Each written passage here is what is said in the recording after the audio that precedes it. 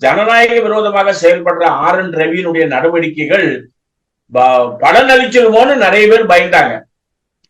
அந்த சூழல்ல இந்த ஜட்ஜ்மெண்ட் வந்திருக்கு.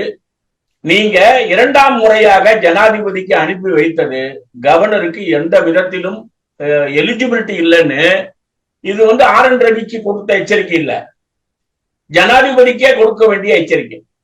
இந்தியாவினுடைய முதல் குடிமகனாக இருக்கக்கூடிய ஜனாதிபதி எப்பேற்பட்ட அதிகாரங்களோட அறிவோட இருக்க வேண்டுமோ அது இல்லை என்றால் இந்தியா எப்படி இருக்கும் என்பதற்கு இந்த ஜட்ஜ்மெண்ட் ஒரு அற்புதமான உதாரணம்.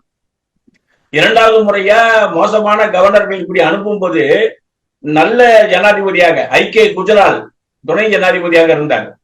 துணை ஜனாதிபதியாக இருக்கும்போது அவர் தலையிட்டு அதை நேர்மைப்படுத்திய வரலாறு என்பது இந்தியாவுக்கு உண்டு. ஆனா இப்ப வந்திருக்கிற ஜனாதிபதிக்கு RN ரவிக்கு அந்த அதிகாரம் இல்லையா என்று பேசக்கூடிய அளவிற்கு கூட செயல்படக்கூடிய தன்மை என்பது இல்லை.